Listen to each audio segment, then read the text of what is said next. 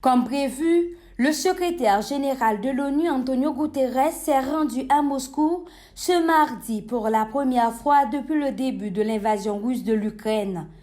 Il s'est entretenu avec le ministre russe des Affaires étrangères, Sergei Lavrov, rapporte Euronews. Son principal objectif, obtenir un cessez-le-feu à Mariupol pour permettre l'évacuation des civils. Les Nations Unies sont prêtes à mobiliser pleinement leurs ressources humaines et logistiques pour aider à sauver des vies à Mariupol, a déclaré Antonio Guterres. Sergei Lavrov a pour sa part donné son accord pour trouver une solution à la crise par les négociations, même s'il reste pessimiste car, soutient-il, l'Ukraine reste sur sa position et continue d'être alimentée en armes. Les forces russes poursuivent dans la foulée leurs bombardements dans les villes stratégiques. Pour Moscou, le président ukrainien Volodymyr Zelensky n'a aucune volonté de parvenir à un dégel de la situation. Volodymyr Zelensky réitère de son côté son appel à ses compatriotes de résister aux troupes russes tout en appelant une nouvelle fois à l'aide des autres nations.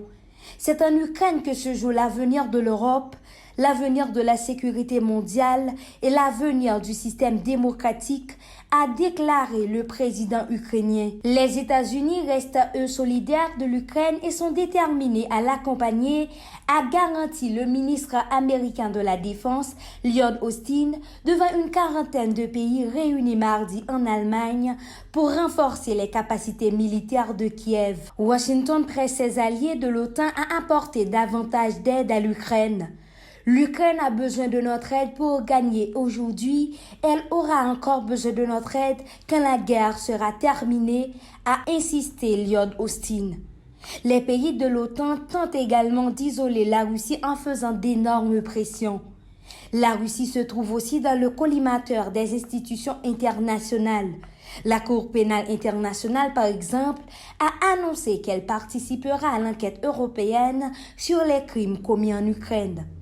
Une équipe commune d'enquête a été mise en place le 26 mars par la Lituanie, la Pologne et l'Ukraine avec le soutien d'Eurojust. Le nombre actuel de crimes de guerre et de crimes contre l'humanité recensés en Ukraine est supérieur à 6 000 selon la commission, relaie Euronews.